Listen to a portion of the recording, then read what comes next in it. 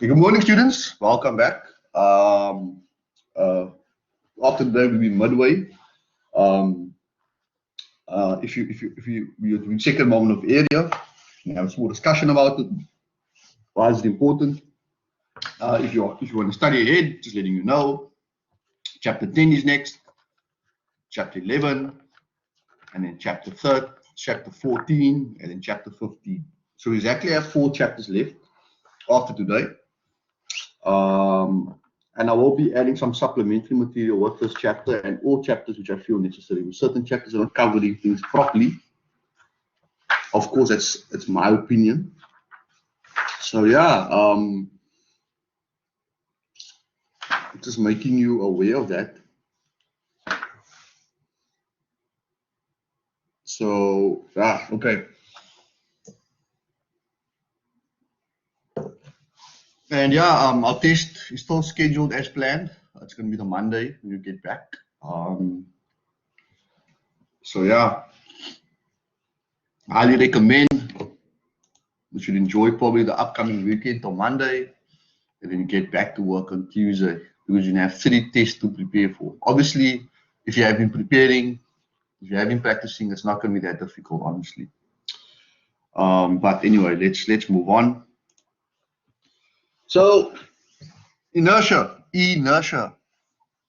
Who can talk about inertia to me? Who remembers what inertia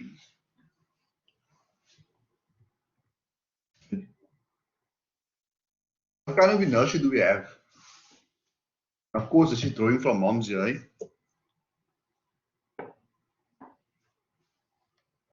Students, the kiffer. You guys on the type today. There's linear, yeah, translational inertia and rotational. Beautiful with the cassette. So, what is linear inertia? What is that? You could say what is linear inertia equal to, and rotational inertia.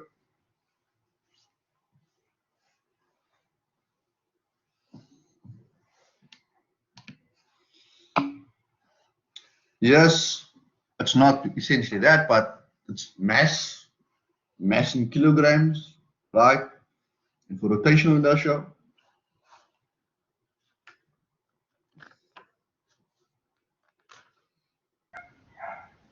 should be your mass yes, times your angular acceleration. Yes, or it's how you call it? It's a mass moment of inertia, right? Or I don't know what you guys normally call it. So we are aware of these, and of course, what inertia tells you is how to either move something in a straight line, it's a linear inertia, or in a rotational, it's how hard to rotate something. So the bigger the amount of inertia, essentially means the harder it is to move the body, arguably, right? Whether it be linear in translational form or the rotational form, right? Linear meaning that you know that if you remember the coordinate axis x and y stays the same as you move it along. With rotational inertia, the axis will change, right? So this topic is also a form of inertia, right? But not obviously the inertia that you're aware of. So the only dropout I will give you before we start the actual lecture is that we know that there are properties which can tell us how hard it is to move something. So obviously with bigger mass, and also how hard it is to rotate something, right? That's another thing. So just think about that. There's properties. So moving along before we get there.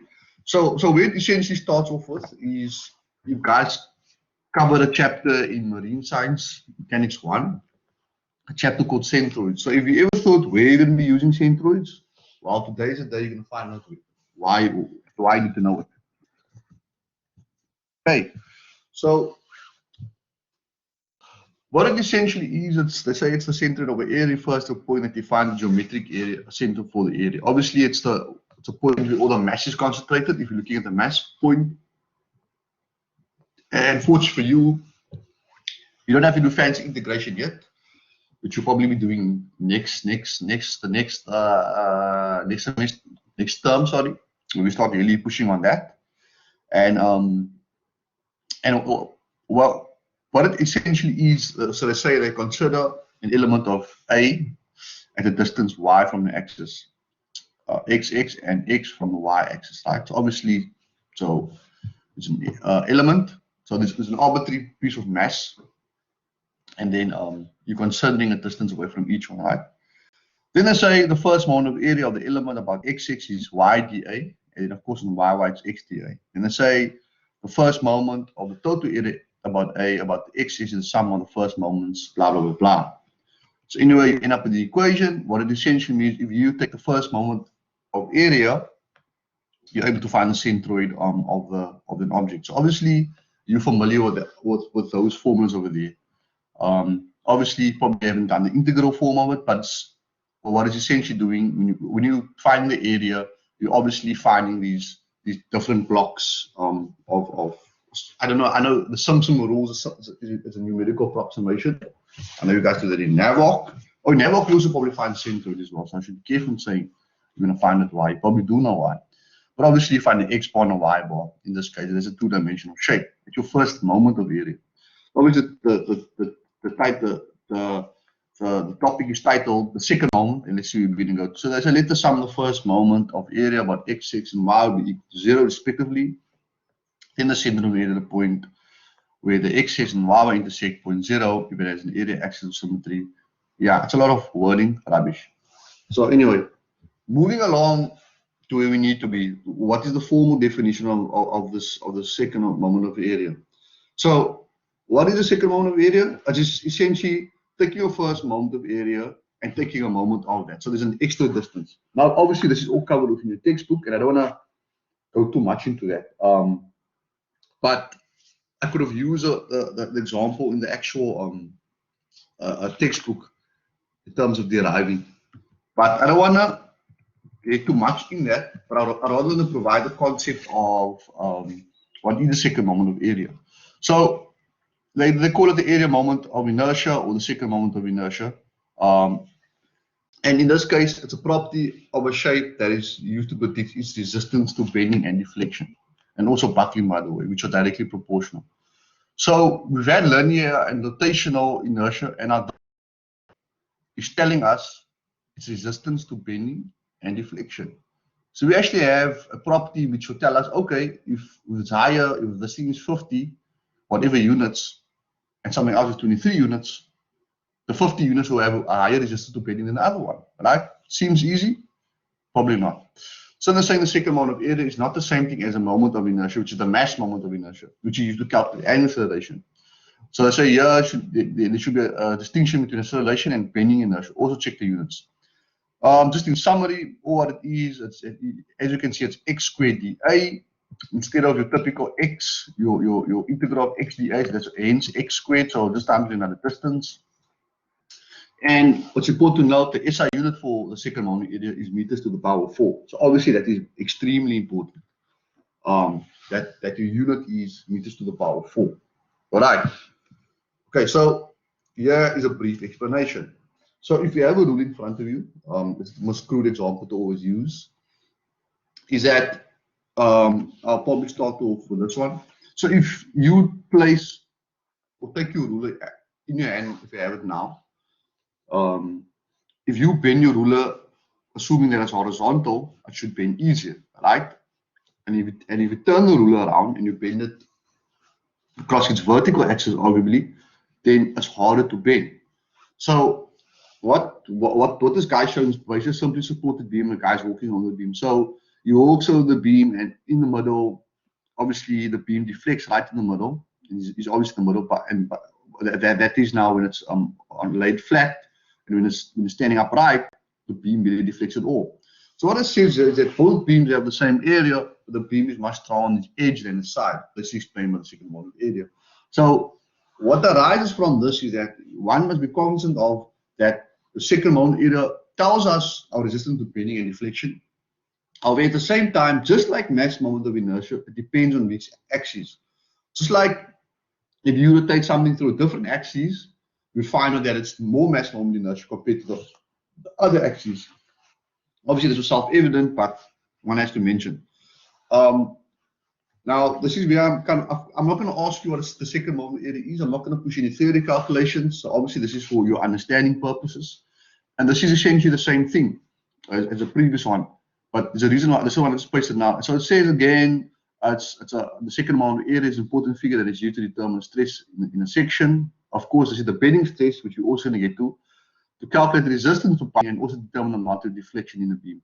So you mentioned that. And then let's say if you look at two boards, and they're both 200 by 50 essentially, and they say if two boards would actually were laid side by side, one on the 50 millimeter side and the other one on the 200 millimeter side, the board support on its 50 meter edge is considerably stiffer, which essentially means exhibiting a high second amount of area. And then when you compare it to the one who's actually being just flat. So what's important to note here is that I tell you now, so they both board have the same cross-sectional area, but the area is distributed differently about the horizontal axis. So that's the key. So the area, depending how the area is distributed, that's its resistance to bending. So basically, the further away I would say the further away the mesh is away from the area, from the center, the more resistance to bending. So that's why if you look at an I-beam, most of the mesh is concentrated on the ends, which is called the flanges, if I'm correct. The web is something in the middle. You're going to touch on this. So the further away your mass of the center, the higher the inertia, essentially. So I think this is also analogous to mass moment in a way. So that is the concept of what second moment is. Also from this, which is nicely that we've done in months 2, you're aware of the parallel axis theorem, a very simple thing to talk about, because you guys have experience with it, is basically when we have an object acting away from what do you call this now? Away from the axis. So we can find obviously parallel to it, so we can obviously find the second moment of area away from a particular axis, but it must be parallel. So don't really need to talk to that, seeing that you've covered the prerequisite, one of the prerequisite modules as well. So it's easy to understand. But in this case, we don't use mass, we're just going to use area. We still have K, right? And K or H is essentially the distance away. And you know, we will touch on it obviously, and you guys are aware. Perpendicular axis theorem, something we don't really use, but it's basically where your polar second moment of area come from, so which is your torsional component. So if you remember, I didn't mention to you define your z axis, and basically using a perpendicular theorem, you end up with the polar moment, which is J, which is the integral of x squared plus y squared dA.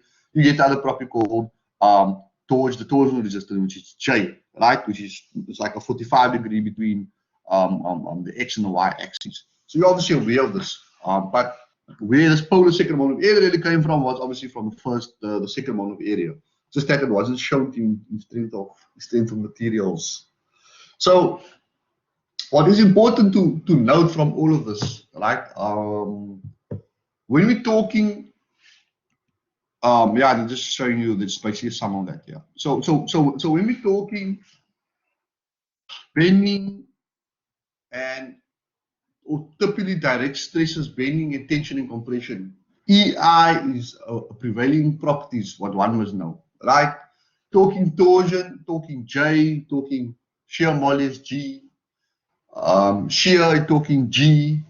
So you and in fact, also the area is also important in your normal direct stuff. So one needs to know that those are like very important properties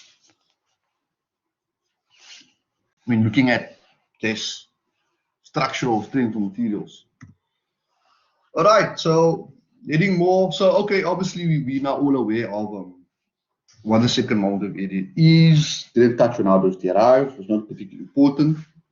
Why is it not important to know? Because we get structure shapes. So when you guys are buying, I don't know if you guys do buy channels. There's a few merchants here like Max Steel, Strondscape Steels. When you order these structural what is this elements, and obviously all the structural elements are used on board or to construct the ship, obviously, but you get it built already in a board. So basically you get different types of sections. One must be aware of. You get your channel, I section, which is important, your T section, angle section, hollow section, circular hollow section, rectangular, solid hollow, solid square. Why is it important to know that? So obviously there are stock different steel sections, and each of them has their own second moment of area, or basically its own properties, right? So what I want you to do with the back of your textbook, you better start getting familiar with this table, right? So this is not the table which you'll be using, but this is the one in the Brodsky edition. So I did put this on Blackboard if I'm correct. So I'm just gonna, this is a scanned copy of one of them. I think I just want to talk through this table because a lot of students are having problems reading this table. So I'm gonna just share it via what's this? I just want to get this right. Via PDF. Okay, guys, so that's how yours look. And yes, you will be given these tables, obviously, right? So they look at some standard sections, and they were provided by the South Africa Institute of Steel Construction and all organizations for structural engineers as well. And we can't just go full screen here. I just want to zoom in here quickly. Full screen is something.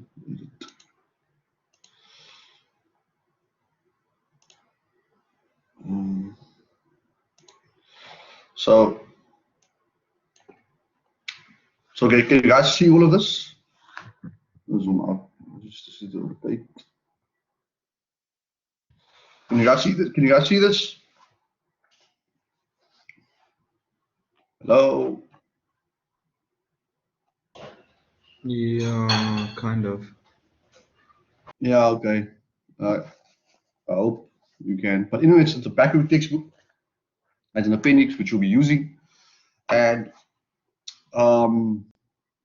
it's important just to go over this property, over this table.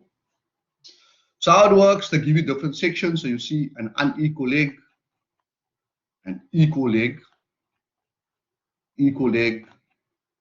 You've got a channel, a U channel, your I-beam, you get a taper type, you get the H sections, I sections.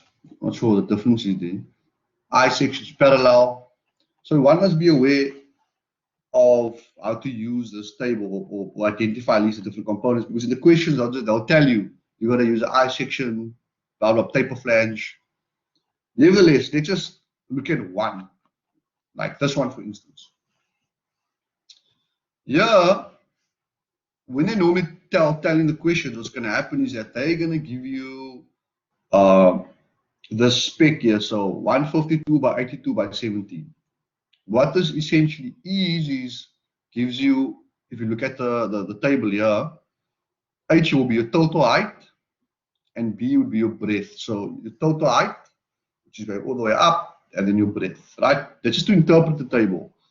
And then with this the by 13 counterpart is essentially it's 13 kilogram per meter, or 13.4 kilogram per meter. So if I say, if we had to design a beam, and you had to consider its weight, and the beam was, let's say, arguably 10 meters long, you know that the beam weighs 13.4 times 10, which gives you 134 kilograms, and obviously that acts in the middle, because it can't sag its own weight. So that by 13 essentially it's a kilogram per meter. So we discussed height, breadth. Basically, the whole diagram explains everything. So TF is the flange, so flange is the flanges on top. I'll probably have to quickly talk about that. TW is called the web. It's the thinner section over here at the middle. And R1, R2, all these particular radiuses here, right? They have radiuses, which is not particularly important for us. But what's important to us mostly is this part here. About IXX, about YYY. So are we all here? Are we all happy? Is there any questions along? I should probably ask that.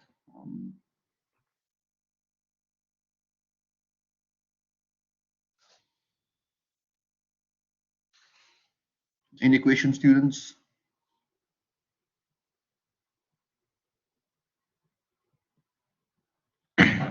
Is that Hey. 10 to the minus 6 millimeters to the power 4? Yeah, now you're For talking, the now you're eye. talking, now you're talking. Yeah. Because now it says So, this is 10 to the 6. so when you take these readings off the table normally, right? It's gonna be it says 10, it's times 10 to negative 6 meters for times 10 to the so okay, oh, I see. Let me just have a look here. Let me have a look. I just remembered now. These I just realized. I remember now. This is not the same as the other table, which looks a bit crappy. But this will essentially be times 10 to the negative 6, if I'm correct, for area. Now, area should be 10 times 10 to the negative 3 normally. And for your second moment of area, it's times 10 to the negative 6. I'll show you in the previous table. So that's you probably have to talk through that because that is a common problem to confuse students. But it doesn't change. So once you know the area, it's the same. Like the unit must be the same. It's not tricks with units here. It's just understanding what each one is. But bear with me before we get to the units. I'll show you in the next slide or after we get here. So we've got about IXX properties and we've got about IYY. So they give you the sketch over there in the right hand corner, and they're basically telling you about. So what is important is the area. So the area for different sections. So that would probably be 1.7 times 10 to the negative 3. 8.84 times 10 to the negative 3. So obviously that depends on the different sizes. Obviously increasing sizes over here. About XX is telling you the second moment of area about that particular axis. You get two things called the section value ZE, which we don't really use. We also get the R, which I think was supposed to be, which is the radius of gyration of this particular thing, which is not also used commonly. And then we have exactly the same stuff for about IYY, and you also have J, right? Which is So your polar R second moment in meter, yeah. your R in this table will be okay. Not your I equals mk squared, yeah. That should be that, yeah. But we don't normally use R for this particular thing. Yeah. So just letting you know, we don't actually use it for this kind of analysis. I don't ask you to find the radius of gyration basically. It's very seldom. And if I do it, you'll see. There are other things that are important here, which I'll probably have to touch on again. Obviously, units must be sorted out. So we're looking at the channels, for instance. It follows a similar thing. 76 by 30 gives you kilogram per meter. So 76 would be the height. 76.2 and B would be the breadth, which is 38. You've got the thickness of the flange, you've got the thickness of the web. But when it comes over here to this one, the difference between the previous one here, we have these other distances called AY and AC. And what these distances are supposed to tell us is basically where the centroid of this actual beam is. However, what is a bit weird here is that they put it on this line where the web starts to end. However, this AY should be actually at the complete end of the thing, right? And we're going to go through all this stuff. So I'm just making you aware there's AC and an AY. And what it essentially tells us is where the centroid is, which is that part over there. It's going to get fun. So just when you see AC and AY, just know that we're talking about centroid over there. Okay. So there's nothing more on this table besides varying sections. And obviously through practice, it'll become more easy. But yeah, a lot of students fumbled along. Oh man, what's going on here? Not responding now. Just So give it a isn't moment. there that formula sheet in MOMS for the second moment area where you can find the J's, the polar second moment area for every object? I think that's a bit, I think, easier to understand, is it not? No, it's not things that we work with tables. We Oh, don't okay. we don't compute the sections, yeah. Because it's computed for you basically. All right. Yeah, so we're not trying to repeat the same exercise where we like where we are calculating the moments. We have this assumption that okay, you're able to calculate it. Here's a table. If you look at the questions itself, you notice you have all these sections compounded on top of each other. And built up section arguably, and you have to use the tables. Um, and then so we don't have to really calculate second moment areas here. But we do have to calculate centroids, which I'm trying to sort out here, and my thing is just loading still. So I don't wanna okay, still not responding. My browser's just kind of caving now. Okay, just give me a minute so I can just quickly re-log in here.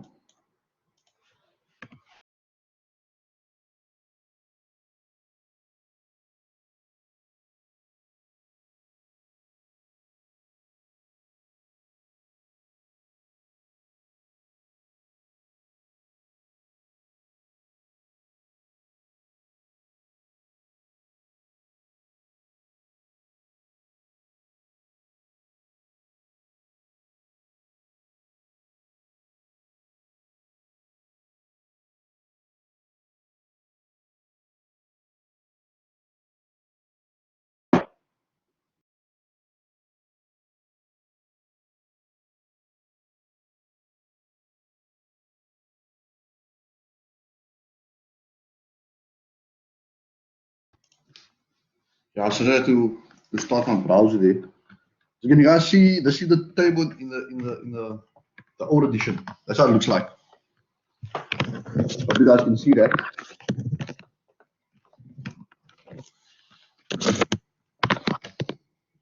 And yeah, the units are a bit more clear there. They give it in meters squared.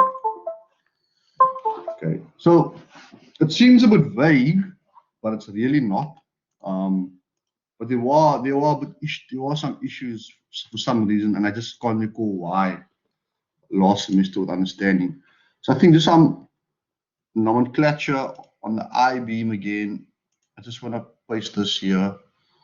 When we're talking about what is a web, what is a flange, um, just to recap again, because it's already shown in Trotsky. So flange will be the ends, web will be in the middle.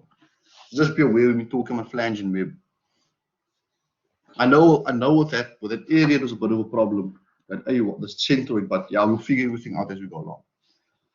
Okay, so there was like a basic question I had here, and looking at the beam, I essentially asked, well, which axis is this I-beam bending, which is very important. Yeah, so can someone tell me which axis is this beam bending? Across which axis?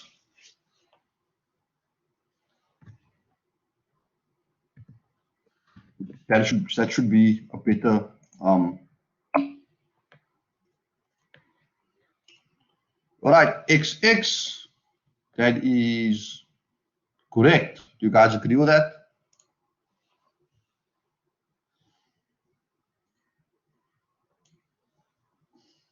That's XX. Do you guys agree? Do you guys understand what it means?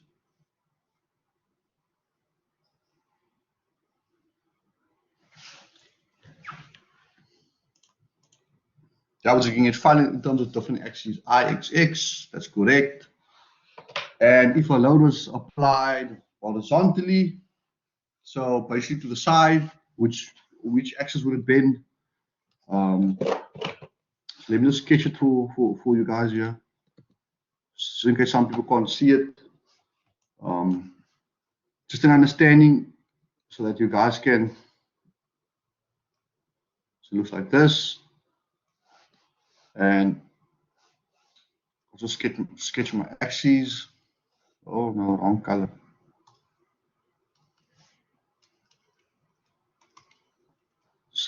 IXX, YY.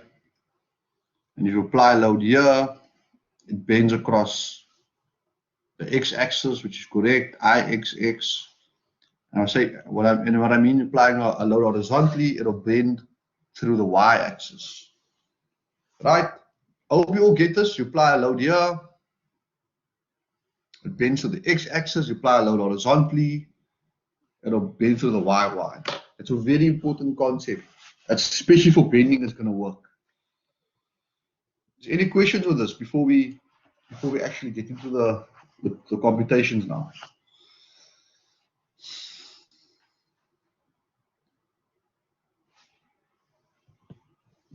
No questions? All right. So just moving on. This is a demonstration of bending through the XX. This is also obviously this is conducted through file and element. It's basically bending up or down. Is it a bit harder? Is your I think your IXX, well, we obviously have to compare. It's your IYY. I'm assuming it's the same load, but it looks like IYY is a lot easier to bend. So that's just demonstrating that's X, and that guy is bending through the Y-axis. Okay, this is a good demonstration of how the difference in bendings. I mean, we predominantly only did those two. So yeah, I had a small thing. There was a I showed guys last semester you could actually compute the deflection and stuff. But I'm not going to really show you the resource because obviously you're not going to be using it. But yeah, I think the concept was brought across. So then we can finally start with our calculations now, right? So for this one, I'll literally start on the slide because we'll take it from here basically. And the first step in finding our second moment of area is to find the centroid.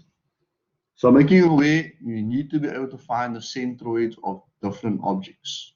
Okay, so it's going to get more fun when we're dealing with the sections and stuff. And obviously we have enough time to play around with a few examples. So I'll make sure I cover enough so that you guys have experience. So basically, so the plane that bends is perpendicular to the force. Yes, we could say that. I should probably say this. Yeah.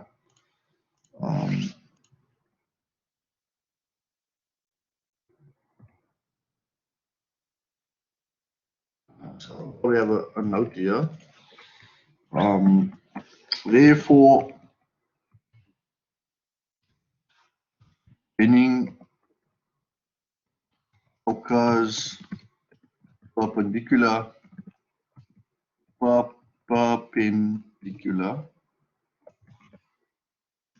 to the applied force.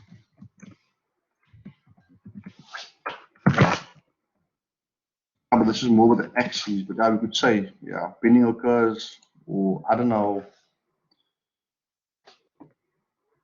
Yeah, that's the idea. So I don't know. I'm not saying this right here. So the plane is better. That bends is perpendicular to the force. Yeah. So the plane that bends, I'll say that. Yeah. The axes, or yeah. There we go. There's an understanding. No, it's perfect. Yeah, it's perfect. Plane / axes bends is perpendicular to the applied force. No, I like that. I'll take it anyway, so one must be aware of that. Okay. So yeah, the concept is going to hold, so don't worry. So let's start off with this one, right? So here, students, we are required to find the first point. This is example 941, and what we require here is to find the second moment of area. Okay. So we're not going to start off with using our steel tables yet. We're going to start off with some basic examples, right? So the first thing I'll tell you to do, we're going to break this up into shapes, and we're going to call this guy shape 1.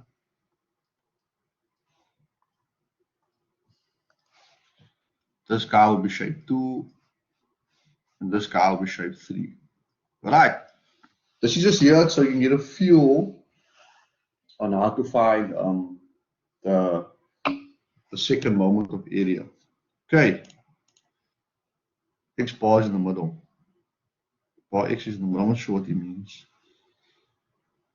Okay, so what typically happens is, students, unfortunately for you, you normally only have to find your I, you have your Y bar and your X bar, and we normally typically find just Y bar, right, for this.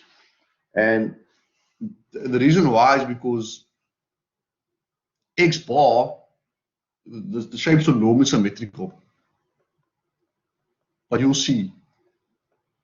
So what you must get used to is finding Y bar, right? And of course, Y bar is the sum of AY divided by your area.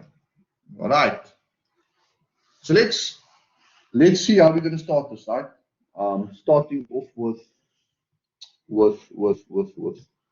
I think we're going to need the X bar is in the middle. Yes, now I see what you mean. And we need to get an X bar as well. Okay. Do I say X bar? Yeah, X bar is in the middle. Yeah. I don't know. Maybe I'm not saying it correct. Yeah. Okay. Obviously, we need to find the distance coming from here. Okay. So where is my X bar actually? X bar. What is X bar here in this case? Let's agree on X bar first.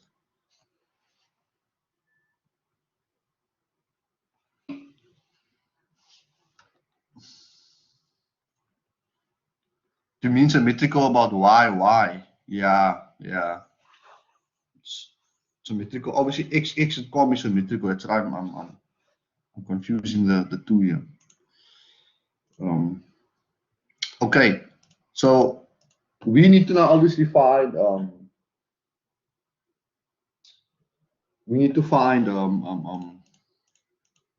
Y bar here. So let me just move this up here.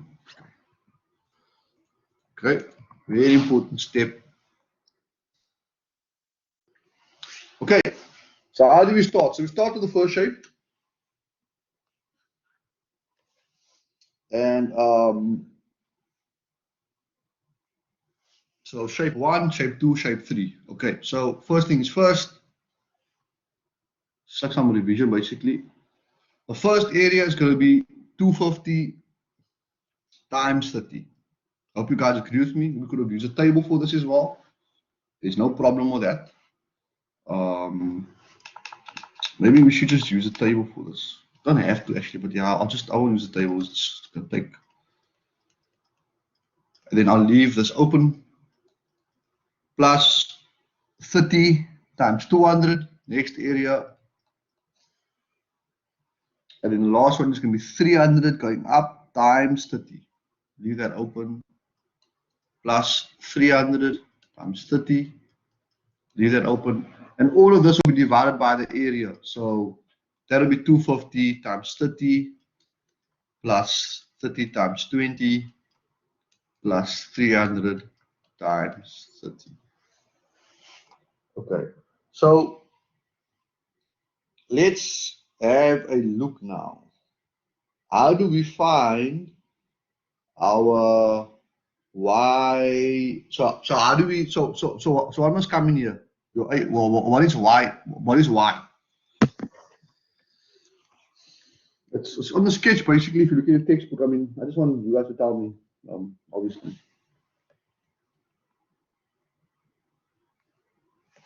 So there's two ways to take Y, right? It's either from the top or the bottom. You guys recall that? So we can Yes, take. sir. Yeah. We Yes. take reference. It's like we Yeah, if you take a take reference, reference, top or bottom. Yeah. yeah. So you're gonna choose where you're gonna take your um I guess you're gonna start at the top or bottom, but normally we start at the bottom. But in this particular example, they start on the top. We can obviously reverse engineer. Um, okay, he's going Y1 from the bottom.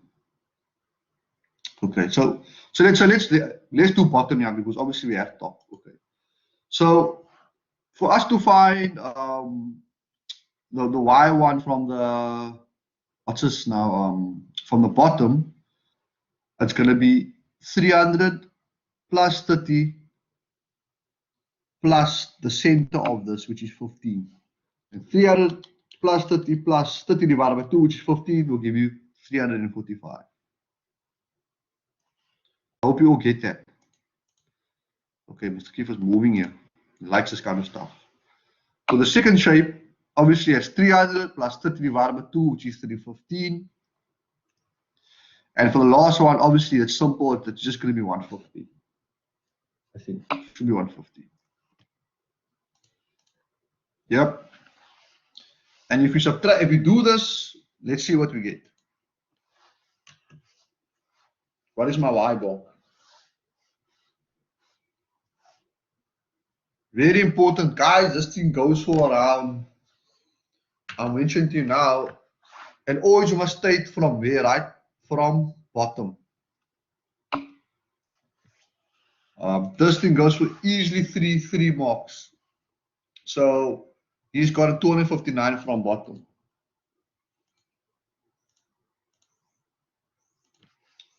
I'll let everyone get a chance to do this. What is my total length there? That's 360, right? 360 minus 259. If I now check what's correct, you can take from the top, and the top obviously is going to give us, if you look at the textbook, it's Y bar top equals 101 millimeters. And if you take 360 minus 259, you'll get 101. So his answer is definitely correct. So we found the center of area of the centroid here. Students, are you all happy with this? Let me give you 3 minutes to work through it. Yeah. Or 3 minutes or 2 minutes. Is there any questions with this? Please get your head around this. It's a very important concept. I've seen students making mistakes with this. That is why I'm really. Last semester I didn't actually go over this, but I just wanted to be clear upfront.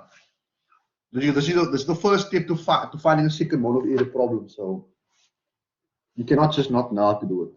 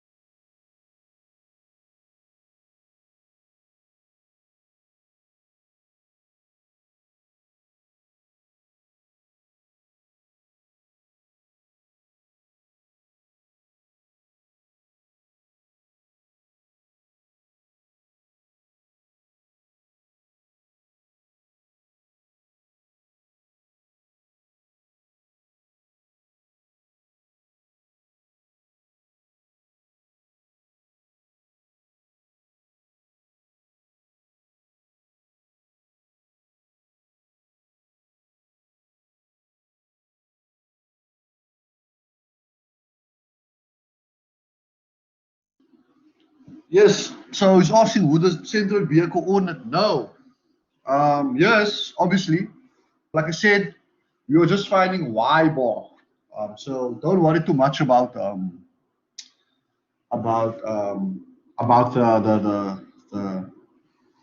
the X bar. So we can just work on the Y bar. Okay. So stemming from this, let's move on to finding the second moment of area. Boom. Here we are. So let me share my whiteboard rather. So guys, I'm saying here again, this is exactly the same as finding what is this? It's the same as finding okay, let me just first do the question. They say calculate the second amount of area of the section in 9.1 about the horizontal and vertical axis. So what they want IXX and they want IYY. All right. So now we're getting to where we need to be. So this is analogous to your mass moment, but obviously we're just using areas. So I'll just quickly get into the whiteboard. Don't worry, I'm gonna give you a nice example. After this, we're gonna have a our break. Yes, yes, yes, yes. Not Jamin, but and then you're gonna have a. I'm gonna give you a practice example. You guys can go through it, and then we get back, and then we're gonna do like I think. Let me just exactly check how much I plan to do. So it's a practice example, brought up beam, then we're gonna do one. Yeah, we're probably gonna do three more examples, and we're done for the day. So we're straight anyway. Um, so yeah, where am I here? Okay. So what we have to do now? The first step, obviously, you have to find your Y bar. Okay, so we've done that. I think we're gonna work from the bottom here. So just give me.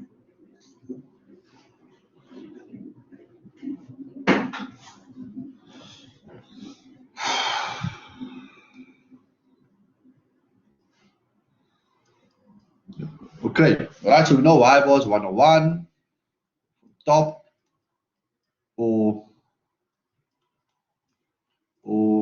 Y bar is 259. I think it's 259 from the bottom.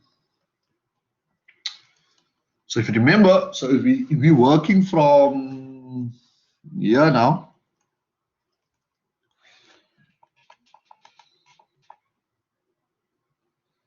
we have to find IXX of each individual shape, right?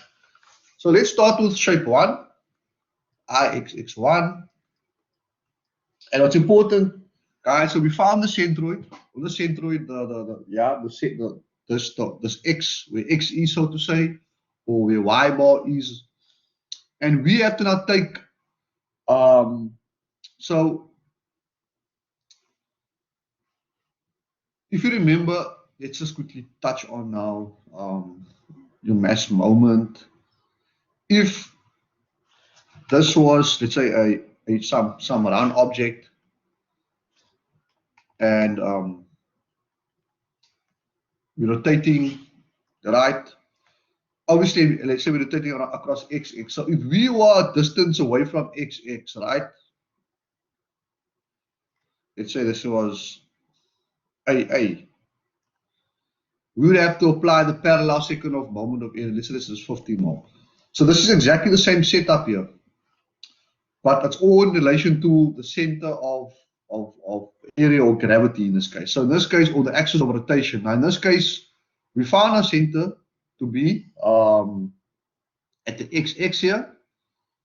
So we need to now find the second moment area of the object, and obviously we're going to have to now add or subtract or whatever. Okay. So are we working from the top or the bottom? I think let's work from the top because they've noted 1, 2, and 3, man. If it makes sense to you. Because otherwise, we could have called this shape 1, shape 2, and shape 3. That would be easy to work with the other way. So let's work from their top, and then we can always just check again if you guys are not sure. So for a shape like this, that's what I did not mention. I did not mention these formulas, but I'm sure you guys are aware there is three B cubed over 12. Can't believe I didn't mention all the different models. So I have to probably, on the break, I have to now go retouch on that now. Anyway. So BD cubed over 12, That's what I was saying about J. So Oh, I see. that's what I was saying about J. Okay, I see. It's not J, it's I. J is something completely different anyway. Okay, so I BD cube over 12. So I actually didn't mention it, so I'll touch on different shapes after this lecture, just so that I've covered it and I'm at peace for messing up there. And then obviously we're relating this to our so-called Y bar over here, which is that distance, a 101. So remember we need the area, so the area is going to be 250 times 3. Okay, let me just the area, so it's plus area times h squared, right? They call it k squared, you can call it h squared, you can call it h1 squared. Okay, just for the sake of, you'll see now. So B is the breadth, which is 0.25 times the distance going up, 0.03. You could have just done this, man. Say 250 times 30. We can all just convert it to n cubed divided by 12. Because the thickness is not bothering me now, so I'll go thinner. Plus 250 times 30. Now this is where people trip up. So we are relating the middle of this, the middle of this to the centroidal axis, right? We'll call it the centroidal axis. So there, if there's 101 from the top, we're subtracting how much?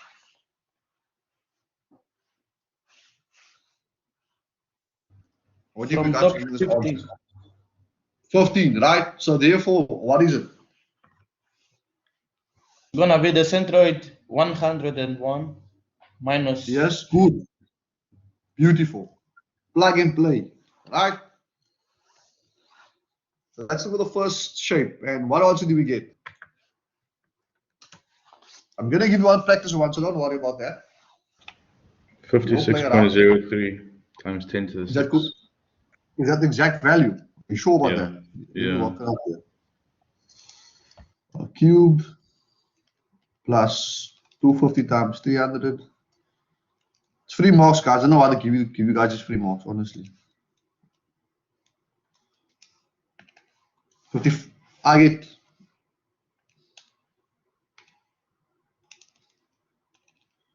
Give me a moment. 0.0325. Yeah, that's what I'm looking for. I'm working it out here. 250 times. I see my mistake here. I had 300 here. It should be 30. It's my area, obviously. Times 101 squared. 101 minus 15 squared. Yay. Yay.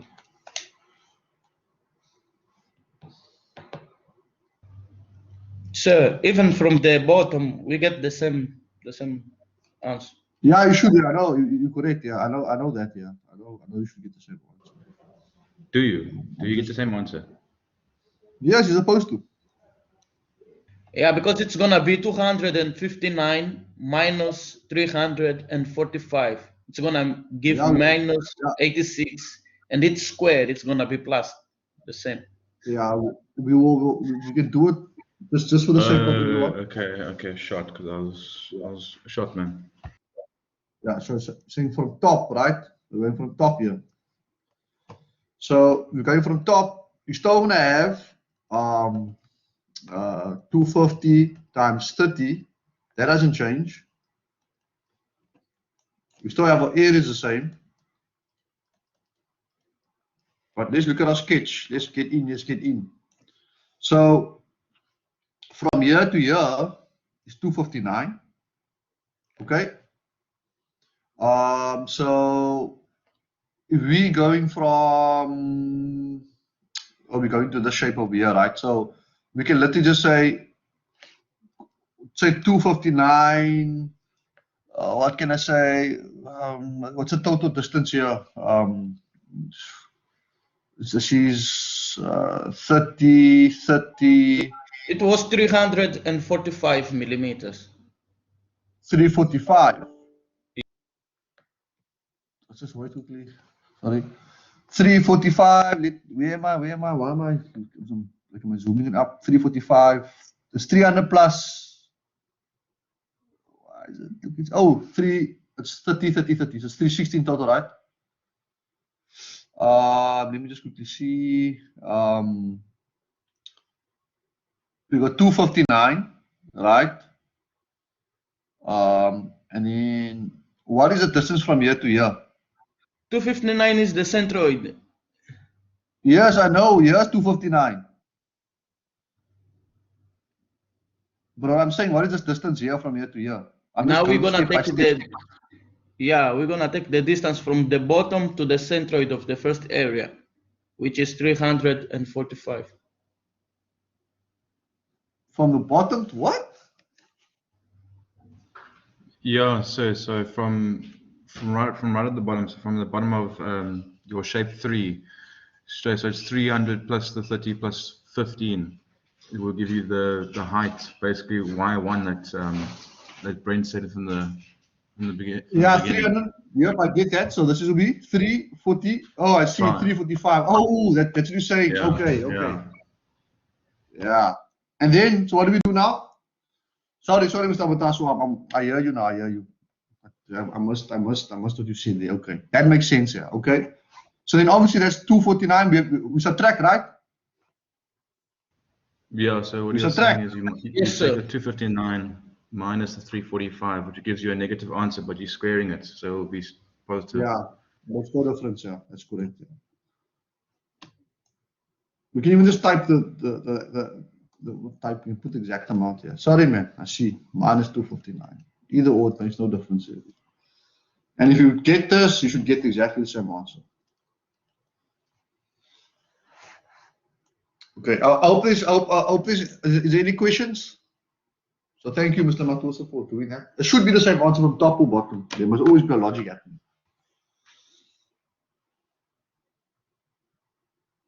Any questions, students, before we go on to the next shape? Go on to the next shape, the next object or next element.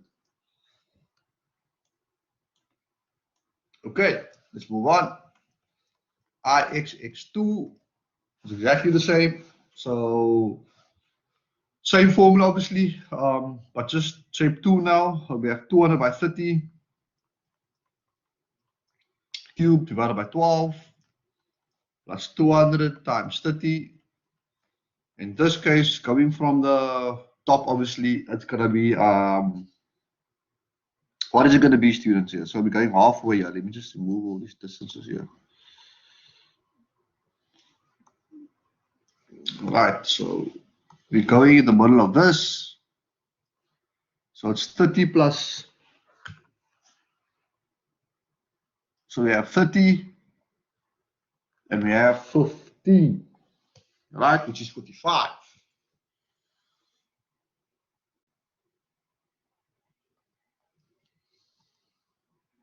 Of course, we are concerned with the distance from here to here, the green one. So what is that answer there?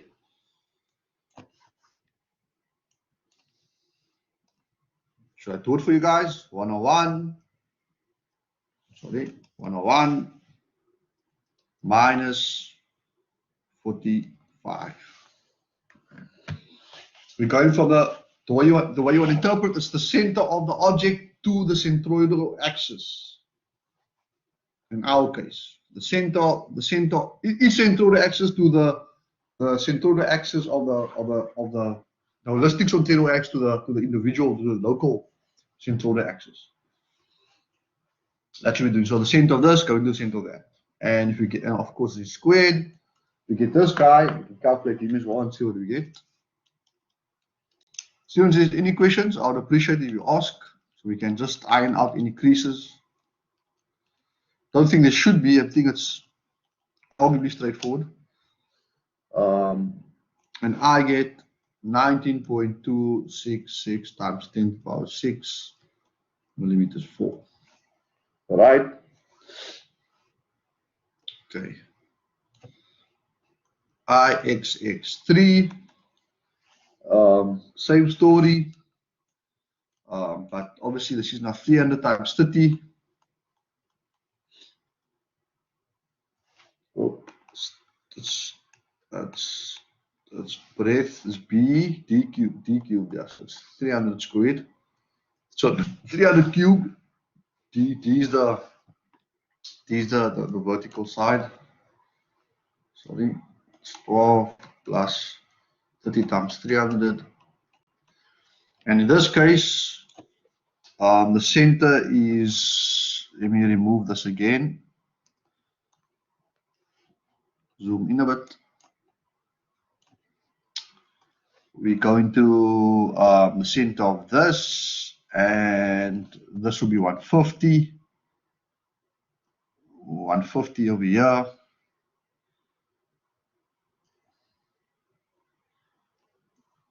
Half is 150 over here. So if this is 101, and what is this piece here? How do we get this here? How do we get this one, students? I'm not seeing it. I'm sure I can see it. Obviously. That's How do we get 300. 300 divided by 2, 150 plus 60, Yes. 3. It's going to be 101 minus 210, if I'm not wrong. Yeah, so let's see, Mr. Matas, just talk to us again there, right? You're saying first divided, obviously going here, right? So this is going to be here at 150. Let's say 150 is here somewhere. So obviously normally we add, I mean, remember we're working from the top going down, right? So it's 101 there. 101 is the centroid of the Yes, object. that's correct. Yes. Now Yes, we that's correct. find the centroid from the top of the third Yes. object. It's going to be the centroid of the third, which is 150. That's his centroid, plus the distance from the top to the centroid, which is 150 plus 30 plus another 30, 60. It's 210. That's correct. That's good. There we go. That's what I'm saying. So going from there to there is 210, and of course 210 minus 101. Right. So from here to here, I know you understand, but you have to break it up for everyone. So that's the idea what I'm doing. I don't want to just, just rush. So going from here, hey. So from here to here, that's 210. And obviously what I'll be concerned with is the distance from here to here. Okay. And that's 210. Oh, someone's saying some stuff here. So, yeah, another alternative. Who's this, Alex? So- Okay. yeah. So, hold on 1 second. Let me just clear my throat. So to find your Y bar, could you not just done wait, hold on a sec. Your 3. Wait. Y bar now. Yeah, Y bar's a lot easier. That's always going to be the case. In our case, anyway. Okay, anyway, he's figuring that out. So let's get our third one. And you should get, you should get your 4.343, sorry. Times 10 to the power 6 millimeters 4. All right. So the total moment of area, we call it X total, whatever you want to call it, I guess. We just have to sum up each section, and we basically halfway there. Obviously, they'll ask for the vertical axis as well, and 174.43, and you should get 249.7285. And you might think, oh, it's easy, but when we start doing your moments, your bending analysis, you can see we've got an eye here, and I can give you a bow tie beam, and I can ask you what was the stress induced within this beam. Wow, Denise, wow. Oh, okay. So once that is done, we have to find our vertical, and if you look at this, we've got your I, that's well, is actually symmetrical across that axis. And we don't have to use any parallel axis theorem here. We can just go straight into our formulas. And this is normally the case. I'm saying normally. It doesn't always happen, especially with your compound shapes. It becomes a bit easier. But obviously, when it's not symmetrical about this axis, then you can't just do that, right? So we don't need to do any parallel axis theorem. And all we just have to do now is say dB cubed of, I'm just going to call it like this, the sum of dB cubed. Let's say 1 to 3. So we're just going to sum up each one, and in this case it's going to be 30 times the depth, and then the breadth was 250 cube over 12. The next one was depth, sorry, was 30 by 200, I think. 30 by 200 over 12, and then last one was what's the last one again? Thickness was 30 by, oh, it's other way around, so now it's 300 by 30 cubed over 12. You add these guys up, and you should get your IYY. Okay, so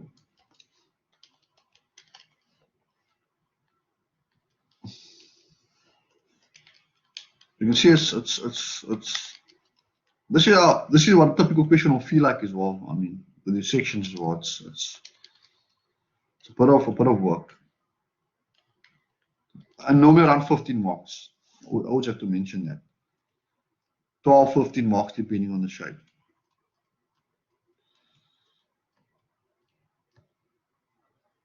Okay. Is there any questions?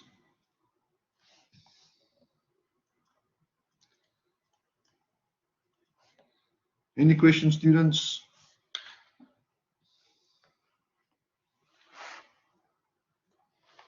Just want to end off with one thing before we end this part of the. Any questions? Can I have some thumbs up? Are we still alive? We're not there yet. Yeah, all good so far on my side. Thank you. Okay, so just before we end off, like I said, I'll probably give you a practice one just to do. And then we have 3 more examples to do.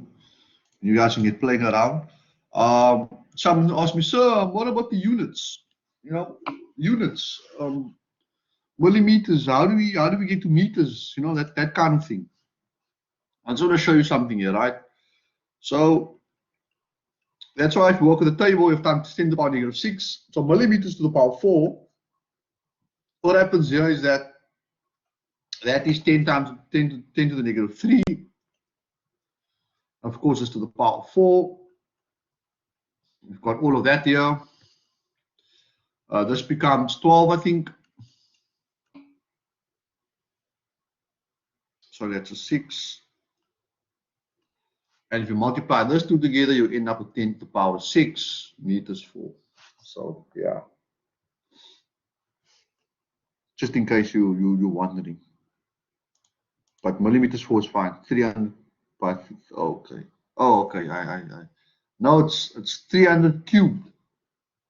No, it's not 300 cubed. It's BD, it's dB cubed now.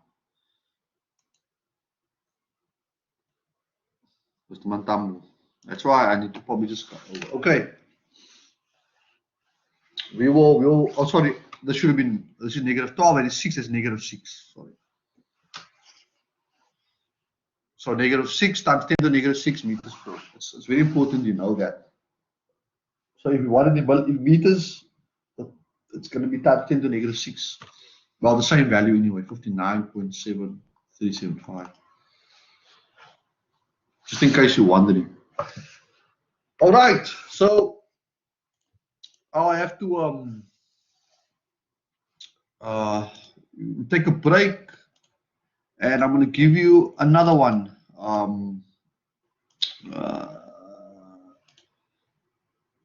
And this I will probably do quickly. I'll leave it here. Simple shape that you just to get a better feel, just a challenge for yourself. Obviously after this I'll be doing bolt up beams next, which is we're on a beam.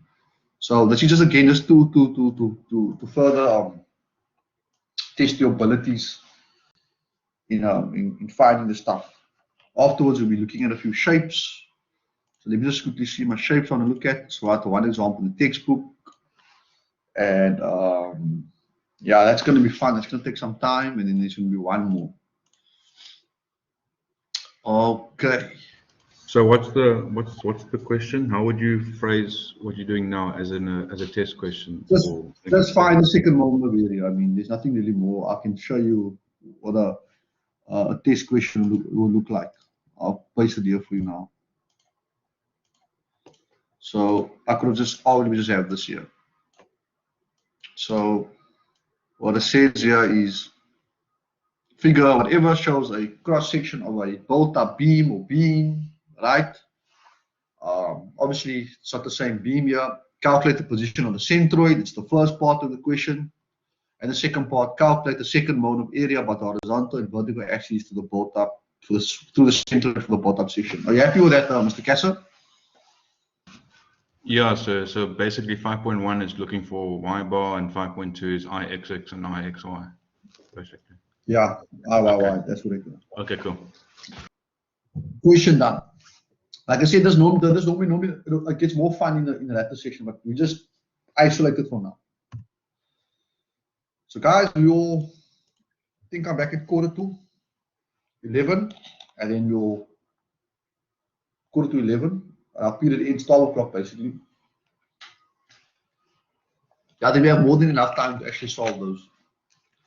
So if you want to do this, you're most welcome. But you're doing it just so you can practice. Obviously, I don't want to push too much. I have enough content to push for today, well, in terms of the depth and what I require to do. So I don't have to really push too much. But this is just here for practice for the guys who maybe feel like they need more practice. You can obviously do this one. I will probably post a solution maybe, or I will just maybe work through it. I'll decide. Okay, see you soon. I'll just stop recording for the first session now. Thank you guys. Let's have a coffee break, I think.